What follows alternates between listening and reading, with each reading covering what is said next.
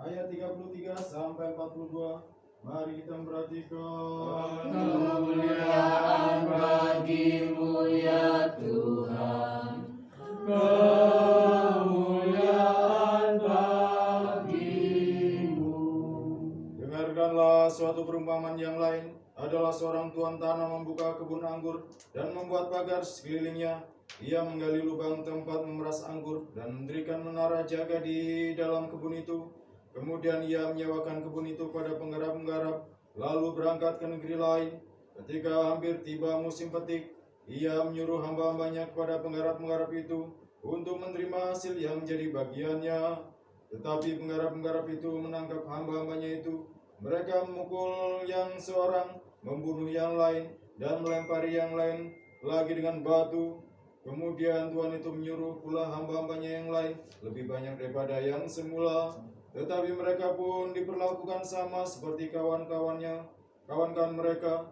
Akhirnya ia menyuruh anaknya kepada mereka, katanya, "Anakku, akan mereka segani." Tetapi ketika penggarap-penggarap itu melihat anaknya itu, mereka berkata seorang pada yang lain, "Inilah ahli warisnya, mari kita bunuh dia, supaya warisannya menjadi milik kita." Mereka menangkapnya dan melemparkannya keluar kebun anggur itu, lalu membunuhnya. Apabila tuan kebun anggur itu datang, apakah yang akan dilakukannya dengan penggarap-penggarap itu? Kata mereka kepadanya, "Ia akan membinasakan orang-orang jahat itu, dan kebun anggurnya akan disewakannya kepada penggarap-penggarap yang lain, yang akan menyerahkan hasilnya padanya pada waktunya." Kata Yesus pada mereka, "Belum pernahkah kamu baca dalam kitab suci, batu yang dibuang oleh tukang-tukang bangunan telah menjadi batu penjuru? Hal itu terjadi dari pihak Tuhan, suatu perbuatan ajaib di mata kita." Kemuliaan bagi-Mu ya Tuhan, kemuliaan bagi-Mu.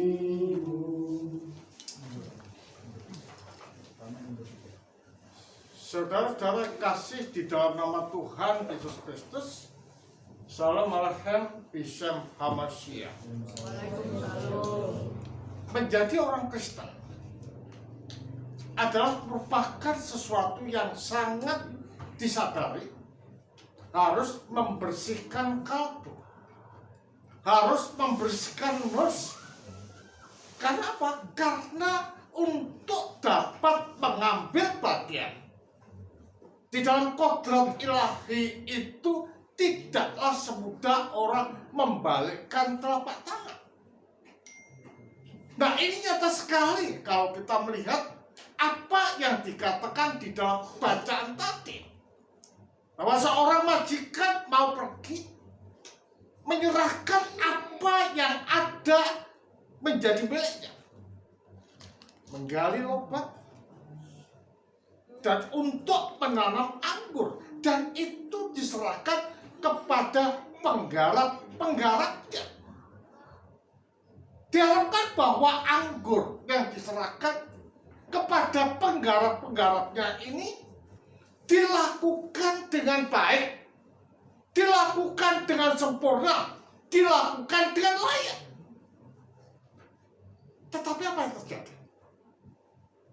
Penggarap-penggarap ini tidaklah melakukan seperti apa yang dikehendaki oleh majikan tadi. Mengapa demikian? Ketika tiba musim petik, seorang majikan yang bepergian ini menyuruh hambanya untuk datang kepada penggarap. Tetapi apa diberikan? Hasilnya tidak. Tetapi mereka dianiaya, mereka dibentuknya. Nah, sekarang yang menjadi masalah adalah siapakah penggarap ini? Siapakah yang diutus ini? Siapakah majikan ini? Majikan ini adalah menunjuk kepada Allah itu sendiri. Sedangkan penggarap-penggarap ini adalah menunjuk pada bangsa-bangsa Israel. Dan yang diutus ini siapa? Adalah para nabi. Dari sini kita dapat melihat bahwa orang-orang Israel tidaklah membuka kalbunya, tidaklah membuka nusnya untuk menerima kedatangan daripada utusan tadi. Tidak memberikan apa yang menjadi bagian daripada sang majikan, tetapi berlaku kejam terhadap para utusan. Berarti kan demikian kehidupan manusia untuk tidak mempunyai sikap yang seperti itu.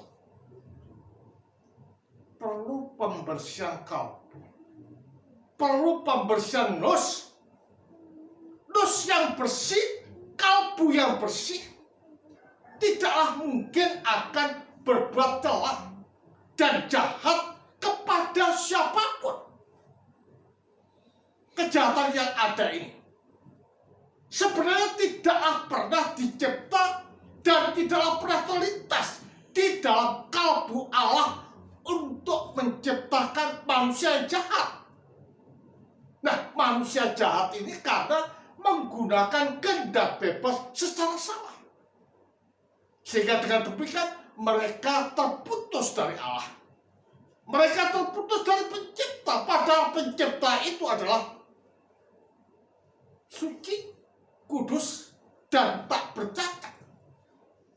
Putusnya manusia dari Allah yang adalah sumber dari segala sesuatu, bukan hidup yang diperoleh, bukan kesucian yang diperoleh, tetapi kematian dan kejahatan. Realitas semacam inilah mengapa bangsa Israel itu membunuh para nabi, menyiksa para nabi, membuli para nabi.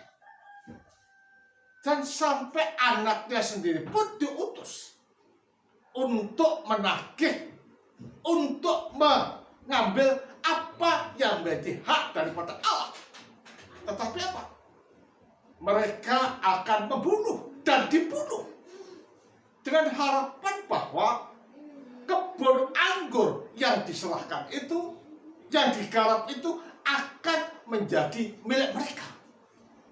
Saudara, pengorbanan daripada sang anak yang menyiasati, yang menginginkan orang-orang ini memberikan apa yang menjadi hak Allah, adalah merupakan sesuatu yang sangat penting, karena dengan matinya Yesus di atas kayu salib menunjuk pada artian bahwa tuntutan Allah itu dipenuhi oleh dirinya sendiri melalui sang firman yang menjelma. Maka dikatakan bahwa terkutuklah orang yang digantung di atas kayu salib.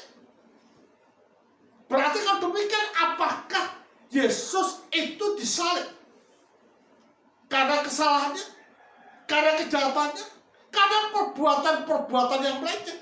Tidak sama sekali.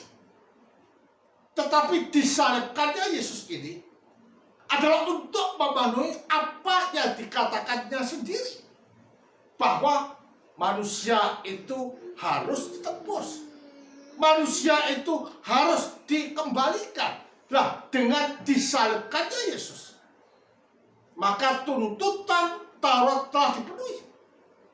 Dengan dipenuhkannya tuntutan Taurat, maka manusia ditebus, maka manusia disucikan, maka manusia dimuliakan, maka manusia diangkat sebagai anak-anak Allah, maka manusia dikatakan sebagai ciptaan baru. Hanya permasalahannya adalah bagaimana itu dapat diwujud nyatakan di dalam kehidupan manusia. Caranya adalah melalui sakramen-sakramen yang disediakan di dalam gereja. Nah, inilah yang menjadikan kita ini dapat murni, yang menjadikan kita dapat sempurna, dan yang menjadikan kita bisa masuk di dalam ranah ilahi untuk mengambil bagian di dalam kemuliaan Allah. Jadi kalau demikian jelas bahwa untuk masuk di dalam ranah ilahi tidaklah semudah orang membalikkan telapak tangan. Tetapi harus apa? Harus mempunyai hati yang mulia. Bangsa Israel tidak.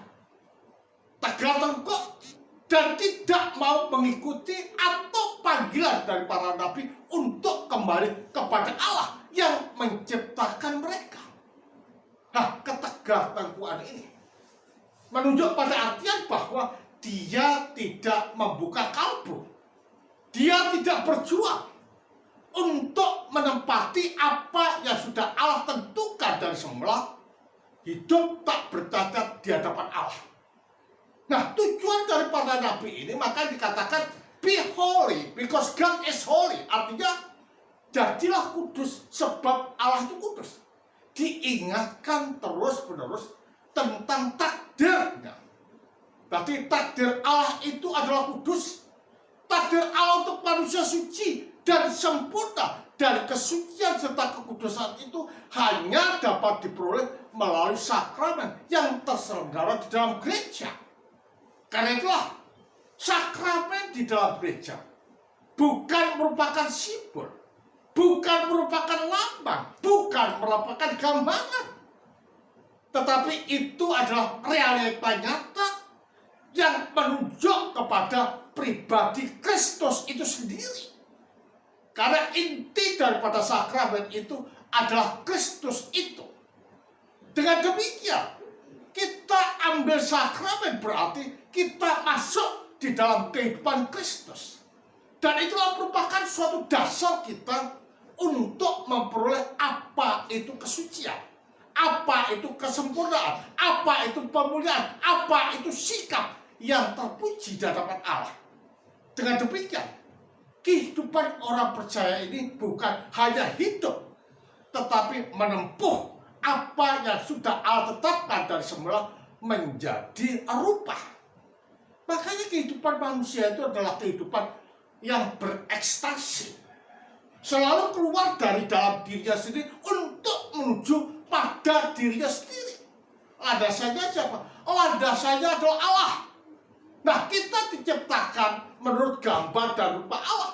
Berarti apa yang ada di dalam Allah melalui roh itu terpantul di dalam kehidupan kita. Kita dapat dikatakan sebagai manusia yang utuh jikalau kita berekstasi keluar dari dalam diri sendiri menuju pada diri kita sendiri. Siapa? Manusia yang lain. Nah, dengan demikian kita menjadi manusia yang utuh. Di sana ada kerinduan, di sana ada cinta, di sana ada kedamaian di dalam roh. Jadi kalau demikian, kehidupan manusia itu adalah kehidupan yang menjadi pantulan atau cermin daripada Allah yang bersifat trinitarian. Banyak berbeda tetapi satu. Banyak berbeda tetapi satu. Jadi keberbedaan adalah menunjuk pada keunikan yang menyatukan. Itulah manusia. Adalah gambar dan rupa Allah. Jadi kan demikian para Israel tadi tidak menempati dirinya sebagai manusia. Mau membenci para nabi. Bahkan anak manusia yang adalah jelmaan daripada sang Saba itu pun dibunuh. Menunjuk pada artian bahwa mereka telah sengaja untuk memutuskan diri dari Allah. Padahal Allah itu hidup. Putusnya mereka dari Allah bukan hidup yang didapat, tetapi kematian. Bukan kesempurnaan yang didapat, tetapi kebobrokan. Lah, ini kita diingatkan untuk senantiasa bertobat dan menyucikan kalbu kita terus-menerus. Jadi kalau demikian, kehidupan orang Kristen ini adalah mempunyai beban yang berat di pundak kita ini untuk hidup suci, hidup murni, dan untuk dapat mencapai kesucian dan kemurnian. Ambillah perjamuan kudus dan sakramen di dalam gereja. Karena melalui sakramen itulah Allah tinggal di dalam kita melalui rohnya di dalam energi untuk menuntun kita kepada terangnya yang ajaib dan ke dalam jalan-jalan ilahi. Kemuliaan bagi Sang Bapa, Sang Putra serta Sang Roh Kudus. Amin.